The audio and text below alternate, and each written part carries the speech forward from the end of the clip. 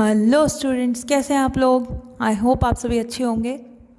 तो आज का टॉपिक हमारा है derivation of v square is equal to u square plus 2as। ये हमारी थर्ड इक्वेशन होती है। अब हम इसको भी ग्राफिकल मेथड से डिराइव कर देंगे।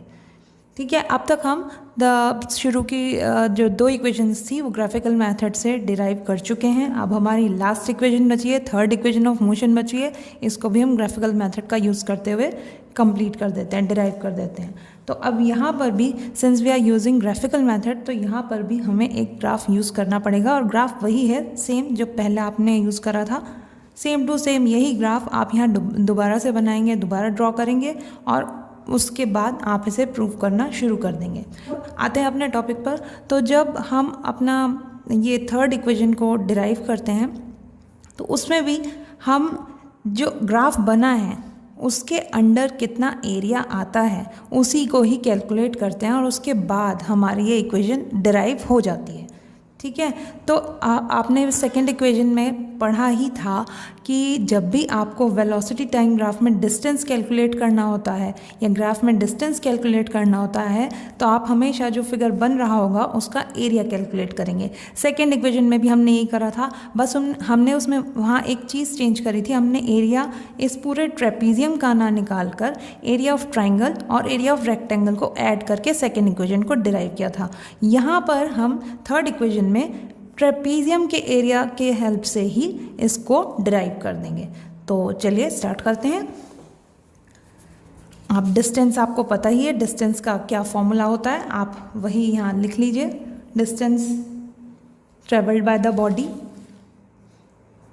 Distance travelled by the body, उसे हम लोगों ने s सपोज कर रखा है। और सिंस इस फिगर में जो s है, जो डिस्टेंस ट्रेवल्ड है, वो ये इसका एरिया होगा इस ट्रेपीजियम का, तो आप यहाँ पे वही लिख दीजिए कि आप किसका एरिया कैलकुलेट कर रहे हैं। We are going calculate the area of trapezium. Trapezium का नाम लिख दीजिए OABC। OABC। अब हमें सिर्फ फॉर्मूला लगाना है और सबको सिंबॉलिक फॉर्म में रखना है। थोड़ी सी ट्रिक लगानी है और आपकी थर्ड इक्वेशन प्रूव हो जाएगी।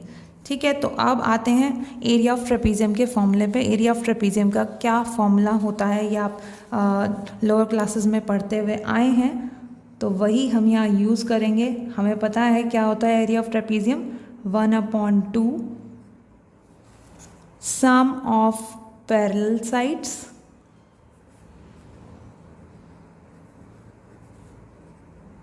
multiply by the distance between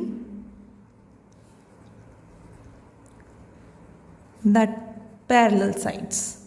किसी बुक में distance between the parallel sides की जगह हाइट भी लिखा होता है। बात एक ही है, बट कुछ बच्चे कंफ्यूज हो जाते हैं। जैसे यहाँ पर अगर हम इस ट्रेपीजियम को देखें तो कुछ स्टूडेंट्स दे मे थिंक कि मैम यहाँ पे तो ये भी ली जा सकती है हाइट और ये भी ली जा सकती है। तो इस कन्फ्यूजन को दूर करने के लिए मैंने ये यूज़ करा है distance between the parallel sides. अब आप इसे एज इट इज़ ही ग्राफ को देखते हुए आगे लिखते चले जाइए। अब s आपको एज इट इज़ लिखना है। यहाँ पर s is equal to 1/2 as it is note down करना है। Sum of parallel sides, if you look at the trapezium को अगर आप देखो तो यहाँ पर सिर्फ दो ही पैरेलल साइड्स दिख रही हैं आपको, OA और BC। तो इनका सम क्या होगा, आप अगर ज्योमेट्री के अकॉर्डिंग लिखेंगे OA प्लस BC, पहले ऐसे लिख लीजिए। अब इन दोनों पैरेलल लाइंस के बीच में, पैरेलल लाइन सेगमेंट्स के बीच में डिस्टेंस क्या है, या तो आप AD लिख सकते हो या OC। मैंने इसलिए कहा इन दोनों को कि आप इनमें से कोई भी लिख सकते हो। वो इसलिए क्योंकि ये एक रेक्टेंगल फॉर्म हो रहा है और ये दोनों साइड्स ही इक्वल हैं, they are equal and opposite. तो आप चाहे तो ये लिख लो, बाद में उसे चेंज करके OC के इक्वल लिख के और फिर आप T में कन्वर्ट कर सकते हो, उसे T में लिख सकते हो। तो मैं यहाँ पे OC के इक्वल लिख देती हूँ। Distance between the parallel sides मैं OC के इक्वल लिख देती हूँ, मल्टीप्लाई बाय OC। अब बस सिंबॉलिकल फॉर्म में हम इन्हें सबको लिखते जाएंगे कि ओ ए क्या है, बी सी क्या है, ओ सी क्या है, इनकी सबकी सिंबॉलिक फॉर्म लिख देते हैं। S is equal to 1/2, O A हमने पहले से ही मान रखा है, it is equal to u, तो ये हो गया आपका u प्लस बी सी हमने यहाँ देखो इंडिकेट भी कर रखा है, it is equal to v, the final velocity of the body, और ओ सी को हमने टाइम माना हुआ है, ये रहा t हमने यहाँ पर दिखा रखा है। तो ये हो गया आपका। आप थोड़ा सा इसमें ट्रिक लगानी पड़ेगी, तब जाके आपका ये आगे सॉल्व होगा, और वो ट्रिक है आपकी फर्स्ट इक्वेशन ऑफ मोशन से। फर्स्ट इक्वेशन ऑफ मोशन क्या है वो देख लेते हैं पहले। From first equation of motion, हमें पता है फर्स्ट इक्वेशन ऑफ मोशन क्या है, हम पहले पढ़ के आए हैं, that it is v is equal to u plus a t. बस यहीं पे ट्रिक लगानी है। यहाँ पे हम क्या करेंगे, यहाँ पे हम t की वैल्यू आफ्टर ट्रांसपोजिशन कैलकुलेट कर लेंगे। अब जैसे हमें t की वैल्यू निकालनी है तो आप ऐसे भी लिख सकते हो, u उधर चला जाएगा तो वो माइनस में आ जाएगा, और t की जब आप वैल्यू कैलकुलेट करोगे तो वो बन जाएगी v minus u upon a। ये a इधर जाके डिवाइड कर देगा ट्रांसपोजिशन के बाद।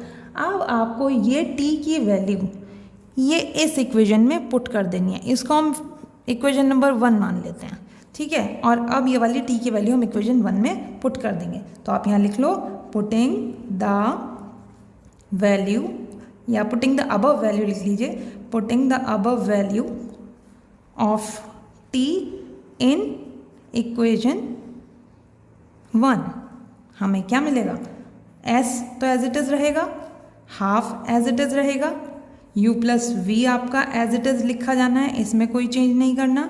t की जगह हमने ये पुट करना है, तो t की जगह आप लिख दीजिए v minus u upon a। थोड़ी सी ट्रिक और लगानी पड़ेगी तब जाके पूरी कैलकुलेट हो जाएगी। अब यहाँ पे इसमें थोड़ा सा चेंजेस ला देती हूँ जिससे आप लोग समझ जाएं कि मैं यहाँ क्या करना चाह रही हूँ। यहाँ पे u प्लस वी की जगह मैं इसे थोड़ा सा चेंज करके ऐसे लिख देती हूँ v प्लस यू, और ये हो गया v माइनस यू। अब फिर से हल्की सी मैथ्स की हेल्प लेनी पड़ेगी, बिना मैथ्स तो काम नहीं चलने वाला। अब ये एक आइडेंटिटी बन रही है, अगर आपको याद हो एक आइडेंटिटी होती है a plus b multiply by a minus b is equal to a square minus b square, उसको यहाँ यूज़ कर लेना है और आगे कैलकुलेट करना है। तो चलते हैं, देखिए क्या होता है फिर आगे, कैसे कैलकुलेट होता है। एज इट इज़ ही इसे लिख लेना है, बस इसको आइडेंटिटी की हेल्प से सॉल्व कर देना है। तो यहाँ लिख लीजिए आप इसे s इज इक्वल टू 1/2, ये हो गई आपके, आपने एक साथ लिख लीजिए v plus u, v minus u upon a। अब आइडेंटिटी लगा दीजिए, a plus b a minus b का जब मल्टीप्लिकेशन करते थे तो हमारा जो आंसर आता था या जो सॉल्व होके आता था वो था a square minus b square. यहाँ पर a की वैल्यू है v, तो ये हो गया v स्क्वायर, माइनस b की वैल्यू है यहाँ u, तो ये हो गया v square minus u square upon a। इतना आ गया। फिर बस हमें ट्रांसपोजिशन करना है और हमारी थर्ड इक्वेशन आ जाएगी। 2 और a ट्रांसपोज कर दीजिए, ये इधर आ जाएंगे 2as, इधर बच जाएगा v square minus u square. जब आप यहाँ आइडेंटिटी यूज़ करेंगे तो आप यहाँ ब्रैकेट में लिख सकते हैं सिंस v प्लस यू, या आप a प्लस बी की फॉर्म में भी लिख सकते हैं v minus u is equal to v square minus u square, आप ऐसे ब्रैकेट में लिख दीजिएगा। और ये हमने जो बचा खुचा था वो लिख लिया।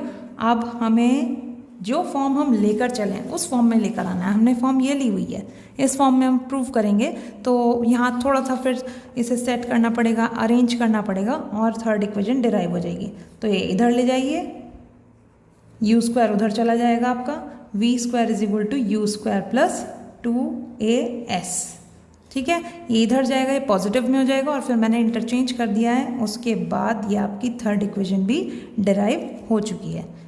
शायद आपको पसंद आई हो तो प्लीज़ लाइक करें और सब्सक्राइब करें। Thank you.